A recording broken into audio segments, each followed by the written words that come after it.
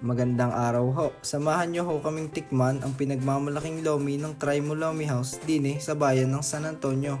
Kita at kami samahan ninyo.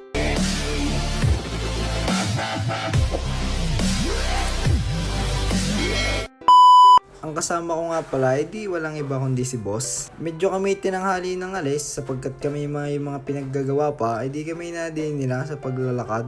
John, di kami ay nakaliba na at di nila kami mag-aantay ng sasakyan papunta doon sa kanto at kami ay sasakay ng jeep doon papuntang San Antonio. Ko, talaga naman paganda pa nga eh. John, di nga ay kami nakasakay na. Talagang kahit mainit ay lomi pa rin ang hahanapin. Pero sa tunay kami ay maghahalo-halo talaga. Di mga puntong yan, di kami nakababa na din sa kanto ng Anilaw at di naman hong mag-aantay ng jeep biyaheng Chaong at doon ho kami sasakay at baba na ho namin doon ay San Antonio na. Makalipas ho ang ilang minutong pag-aantay, di yan ang jeep at kami sasakay na. Biyaheng Chaong ho yan, di lang kita. Sa mga puntot pagkakataon hanggang na kami nakasakay na. Yan, tamang video-video sa gidli. Makalipas ang ilang minuto, di kami nakababa na rin. At pagkababa, ito namang si boss ay diretso agad sa pupuntahang halo-haluan. Ang saklap lang ng sinapit at yung halo-halo ang pupuntahan dapat namin ay di sarado. Sabi kay siya, kita na lang maglumi.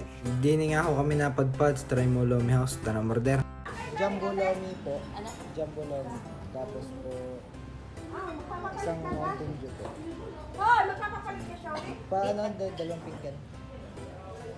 San Jumbo Lomi. Thank you po.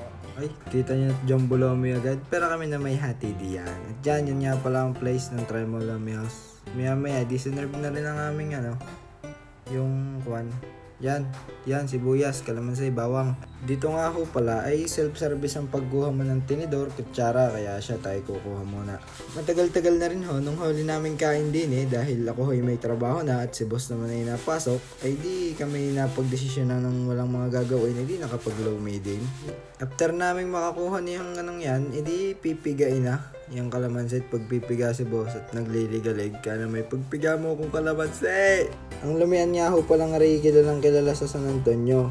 Pero kung kayo hindi taga San Antonio at gusto nyong puntahan, ay located po sa Barangay Poblacion, Kantong Niin, yun lang ho. At pagtarong nyo na lang doon at di makikita nyo lang. At matapos yung mapagpipigaan, ay dito yun na naman ho lalagay ko, kabargas naman. Pagkatapos nyan, ay di tamang pugi-pugi lang, pugi. Siya titikman ng tinimpla kung anong lasa. Hop, tikme. Ay maalat-alat. Yan, kala mo din na may toong nasarapan At matapos ang ilang minutong pag-aantay ay sinerve na ang Jumbo Lomi. Ay, kitang-kita niya naman kung anong daming sahog niyan. Tagay mauubos na ta. Buti na lang at ako hindi nakakain bago umalis. Yan ang mga sahog niyan. Hindi ko na lang humay sa isa at yan naman dami. Pagkatapos niyan, edi titimusa na. Sa mga punto edi ililipat muna natin na rin ating lomi sa ating plato para masarap-sarap. Ay si boss talagang gayat na kuha ng sausawan at ilagay para matimusa na ng ayos. Di yan, pagkatapos ko sa mandok, ay di time-lapse, pasok. Ay talaga naman kailangan bibilis kumain, lasap na lasap ang bawat subo sa luming rin. Dahil kinaman ang sarap din naman niya ho. Hindi naman ho sa paggana ay talaga naman masarap din ho talaga. Di rin na nga ang mga kaganapan at paubos na namin ng luming rin. Siya, edi pagkaalis namin dun sa Lamyangyo at nakapagbayad, edi kami pauwi na rin. Doon nga pala kami uwi. Siya, babay muna. Salamat sa nanood.